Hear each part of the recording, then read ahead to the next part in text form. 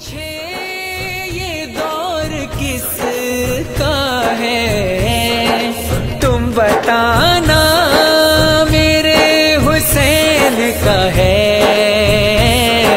हर ज़माना मेरे हुसैन का है, हर ज़माना मेरे हुसैन का है। ये उनसे अहले बैत है, ये अकीदे का बिगाड़ है। और बात यहाँ तक नहीं, बात यहाँ तक नहीं, ये बात फरमाया कि या अल्लाह दुआ फरमाए। नबी की तो दुआ रद्द हो सकती है? नबी की दुआ अल्लाह की रजा है, नबी की दुआ अल्लाह की रजा है, नबी की इल्तिजा अल्लाह का हुक्म है। जो नबी ने इल्तिजा कर दी वो अल्लाह का हुक्म बन गया। बात समझे? नबी की दुआ हमारी दुआओं जैसी नहीं है कि पता नहीं कबूल होनी कि नहीं होनी, पता नहीं जो मांगा वो मिल जाएगा, उसके बदले में कुछ और मिलना है, ऐसा नहीं है। नबी ने जो मांगा वो मांगना क्या है, मांगने का मतलब यह है कि हमें बताना कि अल्लाह से मांगो, वरना नबी की जुबान से तो नहीं बोलता है ना। हदीस क्या है? हदीस कुरान नहीं है लेकिन अल्लाह का फरमान है। हदीस कुर्सी कुरान में तो नहीं आती, नबी फरमाते हैं लेकिन होती है अल्लाह फरमाता है, हदीस कुर्सी बन जाती है। जो कुरान में आ गया वो भी शरीयत है, जो नबी ने फरमा दिया वो भी शरीयत है। जो फरमा दिया शरीयत है। क्या मतलब? जो नबी जुबान से निकालता है कि अपने नफ्स से, हवाए नफ्स से कुछ नहीं बोलते नबी, जो बोलते हैं अल्लाह की रजा और अल्लाह के हुक्म से बोलते हैं। नबी पाक सल्लल्लाहु अलैहि वसल्लम ने दुआ फरमाई कि या अल्लाह अली जिधर जाए, अली जिधर अली हो तू हक को उधर मोड़ दे, अली जिधर हो उधर हक को मोड़ दे, यानी हक को अली के साथ। ये नहीं फरमाया कि या अल्लाह देखें, या अल्लाह अली को हक पर रखना, ये नहीं फरमाया या अल्लाह अली को हक पर रखना, नहीं, बल्कि हक के लिए दुआ कीजिए, हक को अली के साथ रखना। जिधर अली चला जाए, जो रास्ता अली इख्तियार कर जाए वही हक का रास्ता बना देना, जो कदम अली उठा दे वो हक बना देना, जो अली बोल दे वो हक बना देना, जो अली सोच ले वो हक बना देना। यानी अली का उठना बैठना, सोचना, खाना पीना, चलना, हर चीज को हक बना देना। हक को अली जिधर अली मुड़े, जिधर अली चले, जो अली सोचे, जो बोले उसे हक बना देना।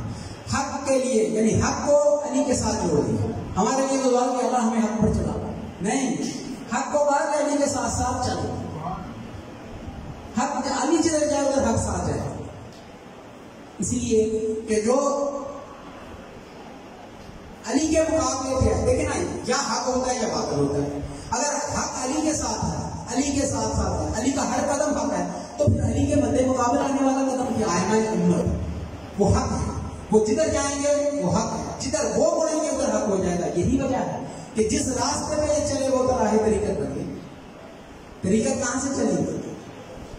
इमाम बाकर, इमाम जाफर साहब, इमाम मूसा साहब, इनके दर का फैज है ये तरीकत, इनके दर का फैज है।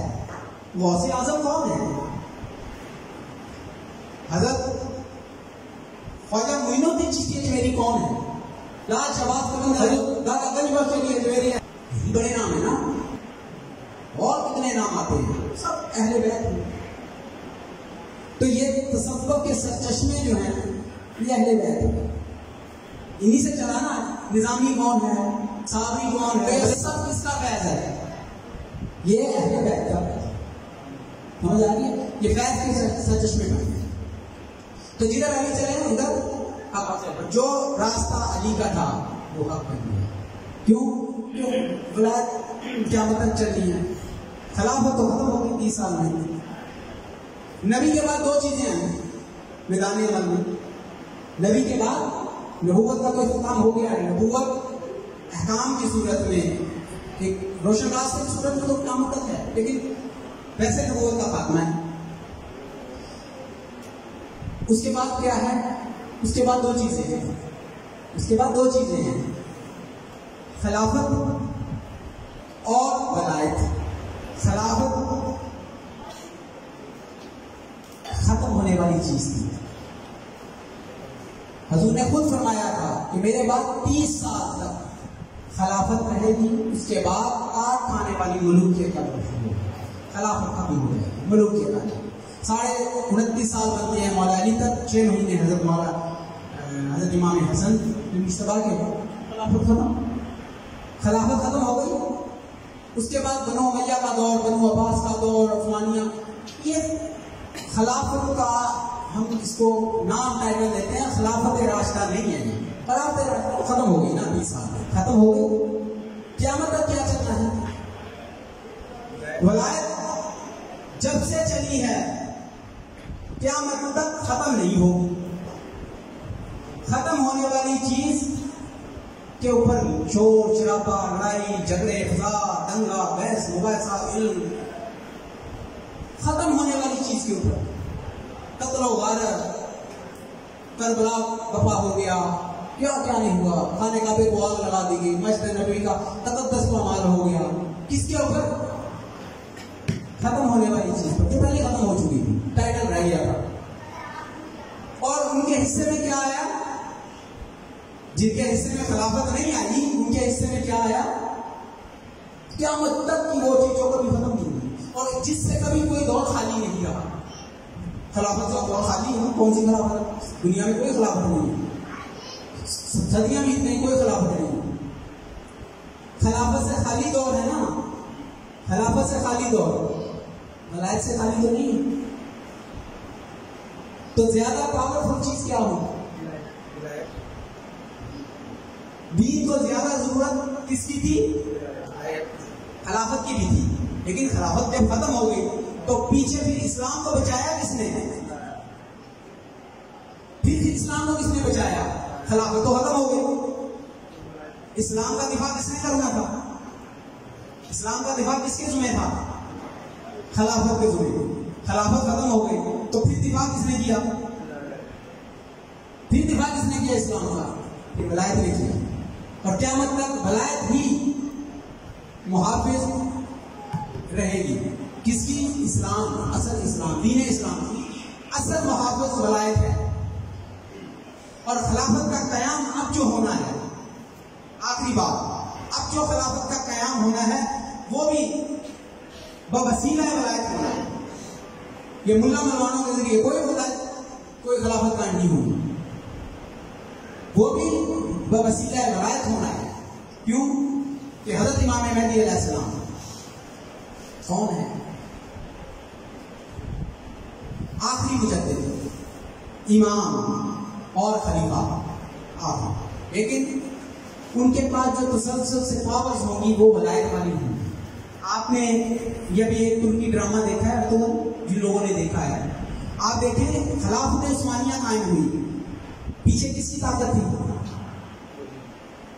वलायत की ताकत थी, इब्न अरबी की ताकत थी, वो सफेद दाढ़ियों वालों की ताकत थी, वो वलायत थी।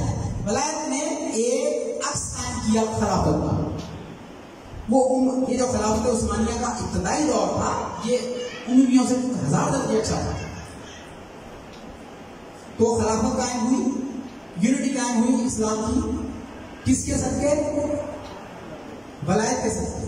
पीछे औलिया वलायत के मंबा पैकर थे, इब्न अरबी, शेख मुहियुद्दीन इब्न अरबी थे, सफेद दाढ़ियों वाले, उसके बाद शेख मौलाना जलालुद्दीन रूमी, ये सारे थे। इन्होंने एक खिलाफत की अमान खड़ी की।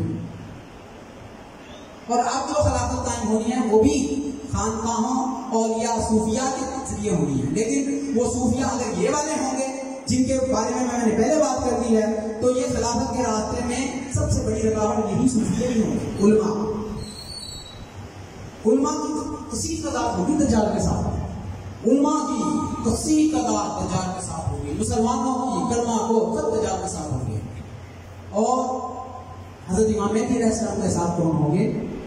उस वक्त नबी पाक ने फरमाया, हदीस है कि फिर वो दौर होगा कि सिर्फ 2 चीजें होंगी, तीसरी कोई चीज ही नहीं होगी।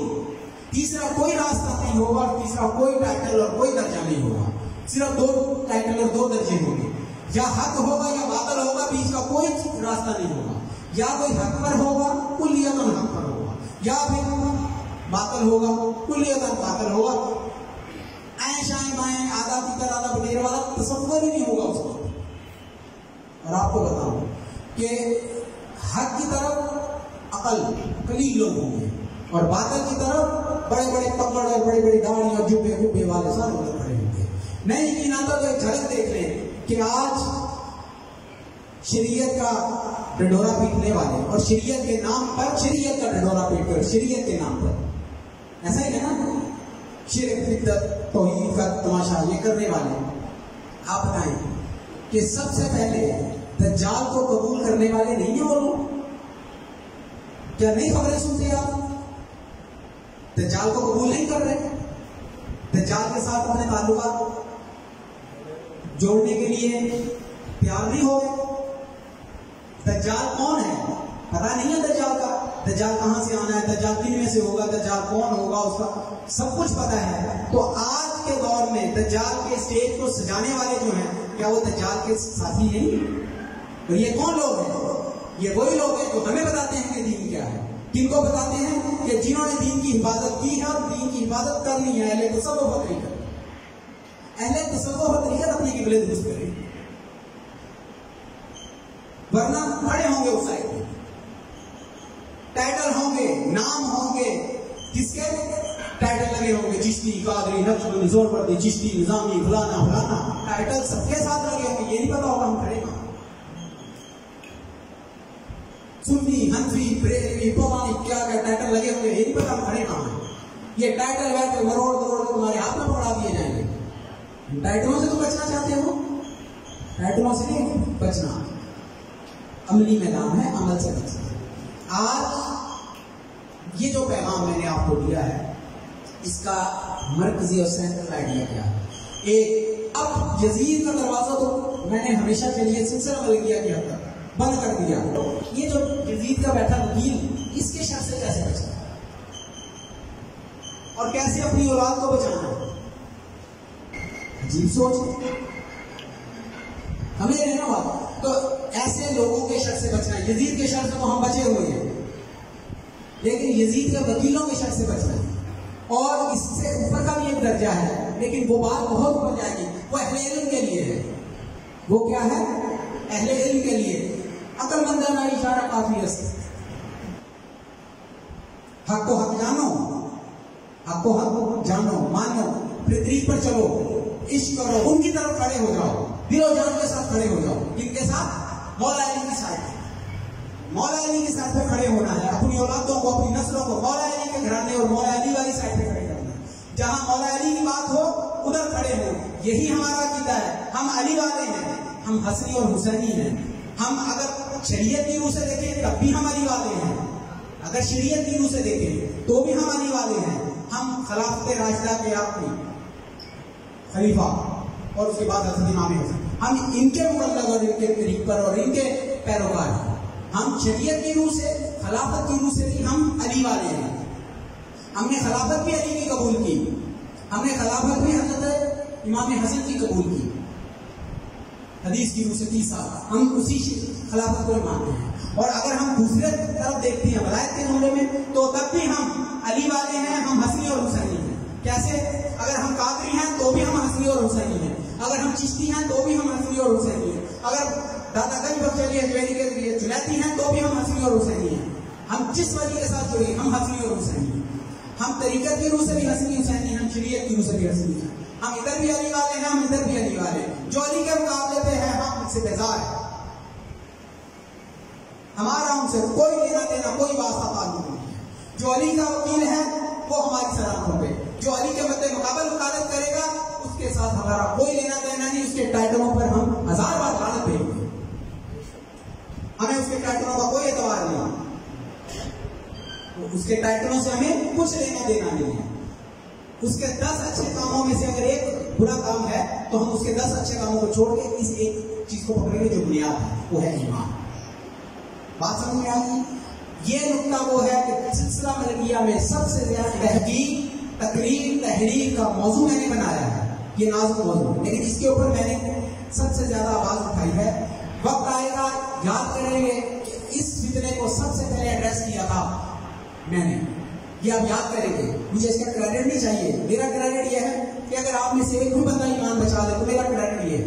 और हजूर अली बाबा के हुक्म से, उनके तरीक़ पर और उनके सिलसिले को इस फितने से बचाने के लिए ये जिम्मेदारी मैंने अपने जुम्मे ली है, क्या बात की गई है या ली है, जो भी सुना मैं इन चक्रों में नहीं पड़ता, लेकिन ये काम मैं जो कर रहा हूँ ये बड़ा बुनियादी है, ये बुनियादी है। इससे हट के मैं बता रहा हूँ कोई कामयाबियों का हमारा नहीं है। तब गौर करते हैं। आज का पैगाम मेरा जो है सोशल मीडिया पे जिन्होंने पढ़ा है समझ जाएंगे, इशारा कराया सब दौर करते हैं। क्यों कि ये दौर जो है ये दौर इन फिक्रों का है। अब दज्जाल आने वाला है, दज्जाल करीब है, दज्जाल करीब है। जब दज्जाल करीब आएगा तो क्या होगा? सबसे पहला जो फितना होगा वो अहले बैत के खिलाफ बुग़्ज़ का होगा। क्यों? आपको पता नहीं होगा। अहले बैत के खिलाफ एक जाल बिछाया जाएगा, हजूर की आग के खिलाफ, हजूर की मैं फिरका वाला तो बात ही कर रहा था, अहले सुन्नत का अकीदा बयान कर रहा हूं। क्या कि जाल बिछाया जाएगा किनके खिलाफ? अहले बैत के खिलाफ और अहले तसव्वुफ के खिलाफ। ये अहले तसव्वुफ अहले बैत कोई अलग नहीं है, वही अहले तसव्वुफ तरीका होगी अहले बैत के। क्यों कि जो इमाम महदी अलैहिस्सलाम है दज्जाल के मुकाबले पे आना है, वो अहले बैत के आखिरी चश्मे चराग होंगे और तसव्वुफ तरीका और वलायत के आखिरी अलंबरदार होंगे। वो उसके बाद फिर क़यामत के काम शुरू, फिर तो कहानियां खत्म। फिर कई मुसलमान उठा लिए जाएंगे, कभी हवाल उठा लिए जाएंगे, कुरान उठा लिए, फिर उठाना शुरू कर। आखिरी जो अलम बुलंद करना है वो खानकाहों में और अहले बैत की क़यादत में ये काम होना है। खानकाहों वाले अपने जिम्मेदारियों को समझें, हलीम का ताल्लुक रखें, 10 मुहर्रम से हलीम का ताल्लुक रखें, लेकिन साथ तालीम का ताल्लुक रखें। हलीम के साथ साथ तालीम भी। बस आज का पैगाम यही है कि बच्चों को यही फिक्र है कि हम अली वाले हैं, हम अली के मुकाबले और उनके खिलाफ कोई ना बात सुनेंगे ना। और जो जरा बराबर भी मौला अली के साथ किसी चीज को जोड़े करे थोड़ा बहुत, तो उसकी नीयत को देखें, उसके अमल और बस अपना रास्ता चुन लेते, हमें किस तरह करें बस। तो आखिरी बात, अल्लाह ताला हमारा खात्मा अहले बैत अतहार मौला अली, फातिमा ज़हरा, हज़रत इमाम हसन, हज़रत इमाम हुसैन, इनके तरीक़ पर रखें और हज़ूर नबी पाक को खुश करने के लिए हमें और अहले बैत अता फरमाए। इसी में नबी पाक की खुशनुदी है, इसी में नबी पाक की रूह को तस्कीन है, इसी में नबी पाक हमसे राज़ी होंगे कि हम उनके घर वालों के साथ खुश हो जाएं, उनके दर के कुत्ते बन जाएं, वफादार बन जाएं, उनके साथ ऐसे जुड़ जाएं कि आज अगर कोई करबला बपा हो तो हम अपना तन मन धन लुटाने के लिए तैयार हैं, बातों में नहीं, अमली तौर पर। ऐसा ज़र्फ, ऐसा फिक्र और ऐसा हमें ईमान अता फरमा दे कि हम हक के साथ हक पर डटने वाले, खड़े होने वाले और उठने वाले बने। अल्लाह ताला जो कहा, जो सुना, उस पर अमल करने की, समझने की, अमल करने की तौफीक अता फरमाए और ईमान पर खात्मा पे खैर फरमाए। पूछे ये दौर किसका है, तुम बता